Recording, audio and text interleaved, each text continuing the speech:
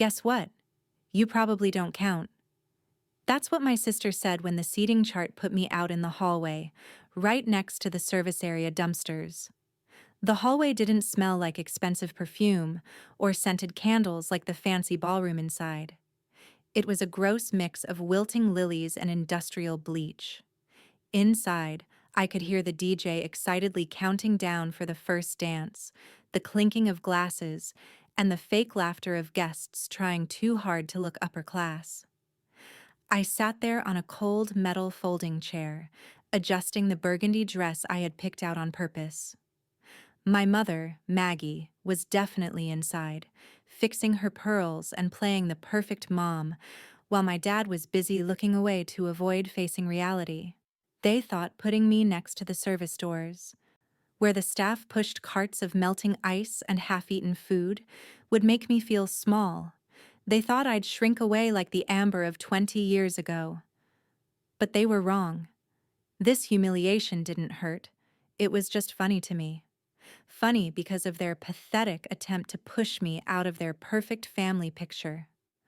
I squeezed the gift in my hand, a small silver box I had wrapped meticulously the night before. It wasn't just a wedding gift.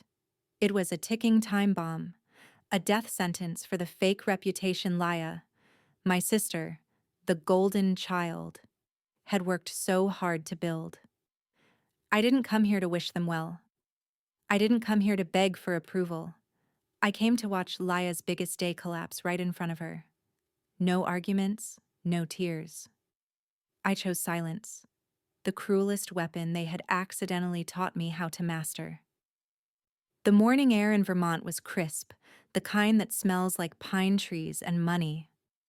Laya had chosen the lakeside resort for its hollow European charm, a place people go just to take photos to prove they were invited, not because they actually care about the bride and groom.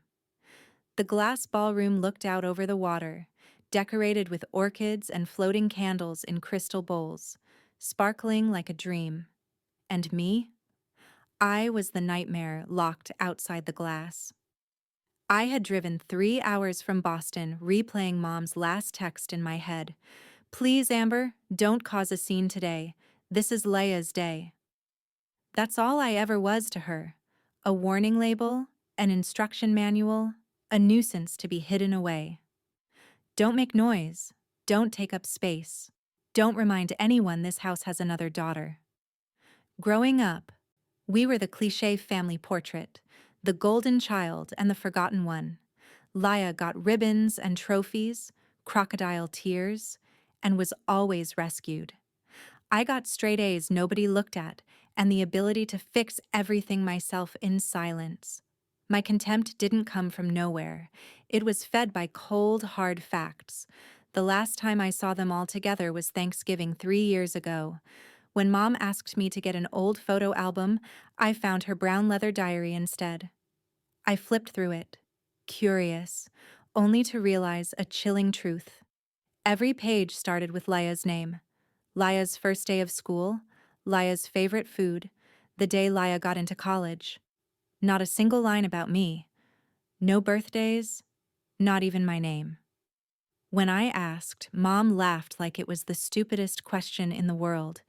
"You never needed attention, honey. You were always fine."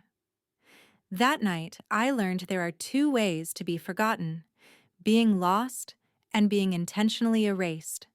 And today, I was going to show them the price of trying to erase someone who holds a permanent marker.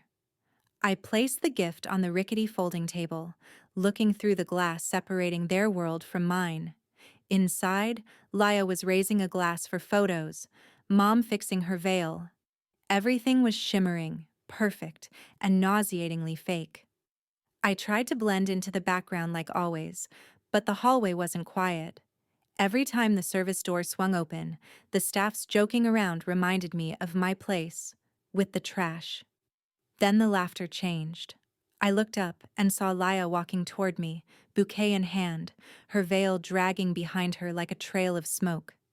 She stopped right at the doorway. Her reflection doubled in the glass, the adored version inside and the cruel version outside.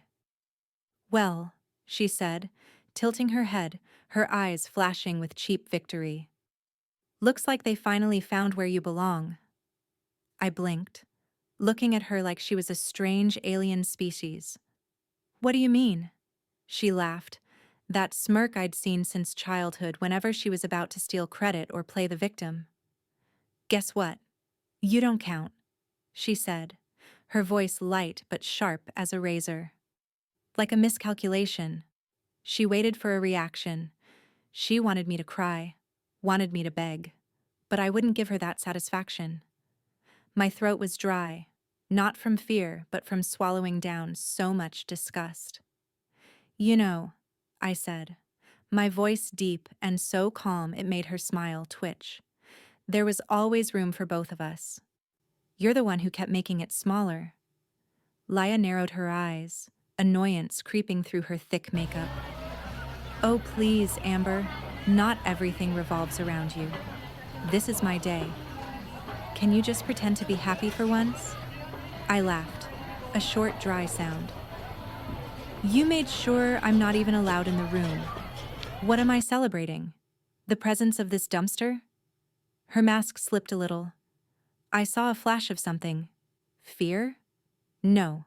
Disgust. "You always twist everything. Maybe Mom was right. You just make everything difficult, Amber." The word mom coming from her mouth sounded jarring, but instead of hurt, I only felt pity. She thought she was standing on top of the world, but she didn't know she was standing on a trapdoor that had already been unlatched. Laya turned on her heel and walked away, leaving a cloud of heavy perfume and disdain hanging in the air. I watched her back, her white wedding dress sweeping the floor like a queen inspecting her territory. She thought she just won a battle, but she had no idea she just signed the death warrant for a marriage that hadn't even really started yet. When the service door closed behind her, cutting off the music and laughter, I slowly picked up the small silver box from the table. It was heavier than it looked, not physically, but because of the weight of the truth inside. I had wrapped it the night before, not with love, but with the patience of a hunter waiting for the trap to snap. I ran my finger over the silk ribbon, feeling the softness against the brutality inside.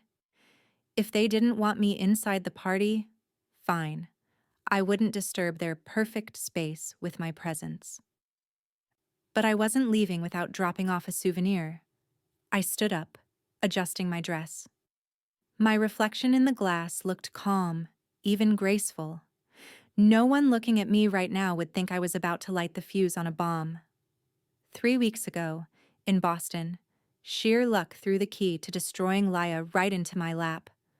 I ran into Elena, an old co-worker who used to be close with Laya. A quick social lunch turned into a confession session. Elena showed me her phone, and what I saw made the coffee in my hand go cold. Laya had been bragging, not about love, but about the prize. In a string of texts and voice notes that Elena had quietly saved, Laya revealed herself as a calculating predator.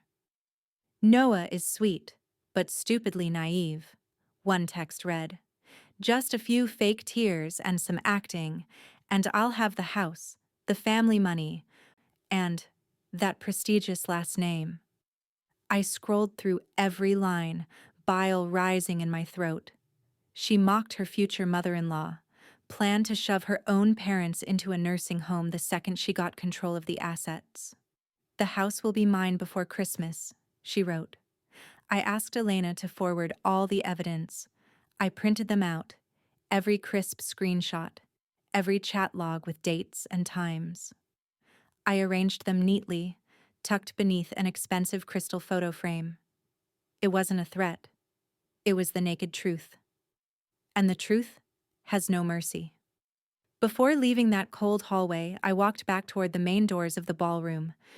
The wedding coordinator was busy yelling at the staff, completely ignoring me. Perfect opportunity. I approached the gift table where piles of gifts wrapped in shiny cellophane were stacked high.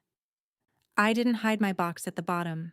No, I placed it right on top, in the most obvious spot. I had changed the card at the last minute. Instead of "Congratulations," I wrote a short note in neat black ink. For Noah. Open immediately before it's too late. I stepped back, admiring my work one last time. The silver box sat there, innocent and deadly.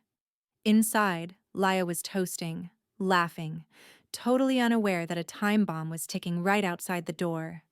My heart wasn't racing with fear. It was beating a steady, solid rhythm of control. I turned my back and walked straight toward the exit. The evening air in Vermont rushed in, cold and sharp. The lake glittered under the lights like a giant mirror. Behind me, a roar of applause erupted. They were cheering for the opening dance. Let them clap. Let them enjoy their last few minutes of peace. I walked to the parking lot, the gravel crunching under my heels like final periods at the end of a sentence. No tearful goodbyes. Just the smooth sound of a car door closing. I started the engine, looked in the rearview mirror at the glowing windows and whispered, "Let the truth find its own way." Inside the ballroom, the party was at the peak of its vanity. Laya was surely going table to table, soaking up the camera flashes. But she forgot a basic rule. Any axle will snap if it carries too much weight from lies. Near the entrance, a curious cousin spotted the silver box I left. The note, for Noah, open immediately before it's too late, did exactly what it was supposed to do. At a wedding, emergency usually means disaster. He waved Noah over. Noah took the box. Laya stood right next to him, her eyes lighting up with greed. She assumed it was an expensive surprise. "Open it, babe," she urged him. "Oh yes, Laya." It was a surprise. Noah tore off the wrapping paper. Inside wasn't velvet or silk, but a stack of printer paper and a cold USB drive. The smile on Laya's lips stalled, freezing into a twisted curve. The air around them began to thicken. Noah picked up the first sheet of paper. The bolded text hit him right in the eyes. "That idiot didn't read the prenup closely. I just need to cry a little and he buys whatever I want." The music was still playing, but Noah's world had gone silent. He flipped to the second page, then the third. Screenshots of Laya's search history. How to hide assets in a divorce. House will be mine by Christmas. Noah's face went from flushed to ghost white. Laya tried to snatch the papers. "What is that? Who sent this prank?" she hissed. But Noah took a step back, moving away from her like she was contagious. He didn't scream. He didn't cry. He did something much more brutal. He pulled out his phone. "It's me," Noah said into the phone, his voice ice cold. "Freeze everything, immediately. The supplementary credit cards, the joint accounts, the wedding fund. Cut it all." Laya stood frozen. The whole room held its breath. "What the hell are you doing?" Laya screamed, the mask crumbling. She lunged at him, but Noah shoved her away. "Read it." Noah threw the stack of papers in her face. "Explain that idiot to me." My mother, Maggie, rushed up to the stage from her table. "Noah, calm down, son. Surely this is a misunderstanding." She glanced around wildly looking for me, but I was long gone. "There is no misunderstanding." Victoria, Noah's mother, stepped up. She picked a paper up off the floor. "The handwriting, the phone number, the social media accounts. It all matches." Laya started to cry, tears of absolute terror. "It's Amber. It's her. She's jealous of me." But Noah just looked at Laya with absolute disgust. "You're right, Laya. Amber is jealous. But she never treated me like a piggy bank to be smashed open." He pulled a pre-signed paper from his jacket pocket. "This is the annulment form." "Party's over," Noah announced.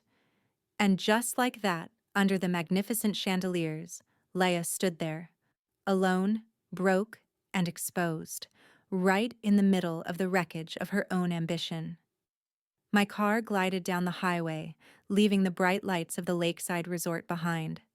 Darkness covered Vermont, but for the first time in years, I wasn't afraid of the dark. My phone started buzzing on the passenger seat. 16 missed calls. Mom. Dad. A new text popped up from Mom. Amber, answer me. We didn't know anything. Please come back. We didn't know anything. Her classic lie. She knew who Laya was. She knew what Laya did.